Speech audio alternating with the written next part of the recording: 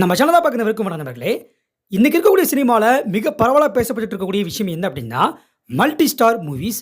அதாவது வேற வேற கதாநாயகர்கள் ஒரே திரைப்படத்தில் இருக்கக்கூடிய அந்த ஒரு விஷயம். இந்த ஒரு விஷயம் ஏன் இன்னைக்கு ட்ரெண்டிங்கில் இருக்குது அப்படின்னா, இப்போ வெளியாகக்கூடிய எல்லா படங்களுமே வந்து தமிழ்நாட்டில் மட்டும் ரிலீஸ் ஆக போகிறது கிடையாது, இந்தியா ஃபுல்லாகவே ரிலீஸ் ஆகுது. அதாவது பேன் இண்டியன் மூவிஸாக எல்லா படங்களும் வந்து வருது. இதனாலேயே மற்ற ஸ்டேட்டில் இருக்கக்கூடிய நடிகர்கள் நம்ம தமிழ் நடிகர்கள் கூட சேர்ந்து நடிக்கும்போது அந்த படங்களை எல்லாமே இந்தியா ஃபுல்லாக மக்கள் பார்க்கறதுனால எல்லாருமே வந்து வரவேற்கிறாங்க. அது மட்டும் இல்லாமல் வசூல் வந்து அதிகமாகுது.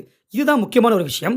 ஏன்னா ஒரு ஸ்டாரோடைய ரசிகர்கள் மட்டுமே அந்த ஒரு படத்தை பார்க்காம மற்ற இடங்களில் அங்கே இருக்கக்கூடிய ஸ்டார்ஸோடைய ரசிகர்கள் அவங்க பார்க்கும்போது கலெக்ஷன் அதிகமாகும். அதனால் ப்ரொடியூசருக்கு அதிகமாக அமௌண்ட் வந்து கிடைக்குது. ஸோ இந்த ஒரு விஷயத்தினாலேயே இப்போ வந்து இது வந்து ட்ரெண்டிங்காக வந்து போய்கிட்டு இருக்கு. இது முன்னர் காலகட்டங்களில் உண்டா அப்படின்னு கேட்டிங்க அப்படின்னா அது வந்து கிடையாது. இப்போ எக்ஸாம்பிளுக்கு சிவாஜியோட படத்தை இப்போ எடுத்துட்டாலுமே அந்த படம் வந்து தமிழ்நாட்டில் மட்டும்தான் வெளியாகும், மற்ற மாநிலங்களில் வந்து வெளியாகாது. அப்படி வெளியானாலுமே ஒரு சில ஏரியாக்களில் மட்டும்தான் வெளியிடப்படும். அது வந்து அந்தளவுக்கு வந்து வெளியில் பேசப்படாது.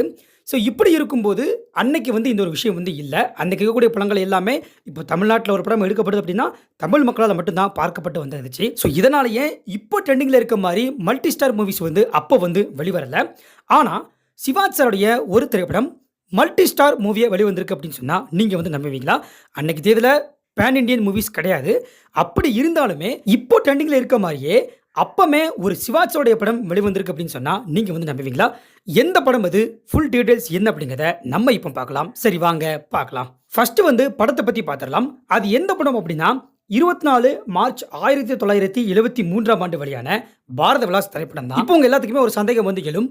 அதாவது என்ன அப்படின்னா, இந்த படத்தில் வந்து மேஜர் சுந்தரராஜன், வி.கே. ராமசாமி இப்படியாப்பட்ட நடிகர்கள் நடிச்சிருக்கிறதுனால மல்டி ஸ்டார் மூவிஸ் சொல்கிறீங்களா அப்படின்னு சொல்லி வந்து எல்லாருமே கேட்பீங்க.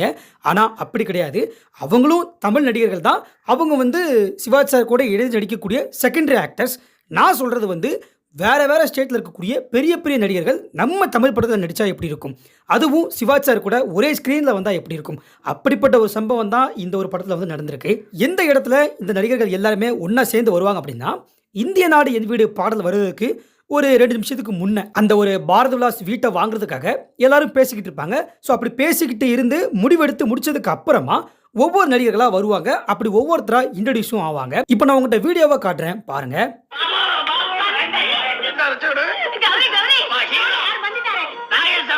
இதுல இப்போ ஃபர்ஸ்ட் வந்தாரு பாத்தீங்களா, இவர் வந்து அக்னி நாகேஸ்வர ராவ். இவர் ஒரு தெலுங்கு நடிகர். அதாவது தெலுங்குல மிகப்பெரிய நடிகராக பார்க்கப்பட்ட ஒருத்தர்.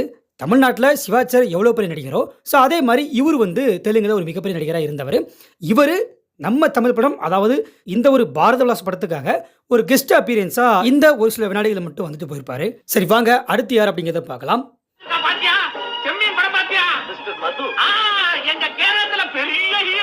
அதுக்கடுத்து இவர் யார் அப்படின்னா நடிகர் மது.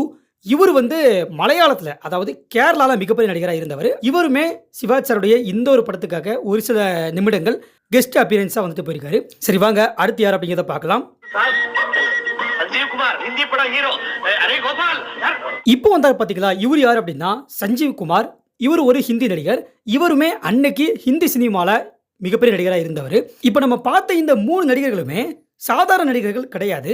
ஏன்னா சாதாரணவங்களா இருந்தால் நான் இந்த ஒரு வீடியோவே மேக் பண்ணியிருக்க மாட்டேன். ஒருவேளை அன்னைக்கும் பேன் இண்டியன் மூவிஸ் இருந்து இந்த ஒரு திரைப்படம் இந்தியா ஃபுல்லாக வெளியேந்தது அப்படின்னா அன்னைக்கு தேதியில் மிகப்பெரிய வசூலை வந்து இந்த ஒரு படம் வந்து கண்டிப்பாக அடிச்சிருக்கும். அது மட்டும் இல்லாமல் தமிழ் சினிமாவுடைய ஒரு பெஸ்ட் படமாக கூட பார்க்கப்பட்டு வந்திருக்கலாம்.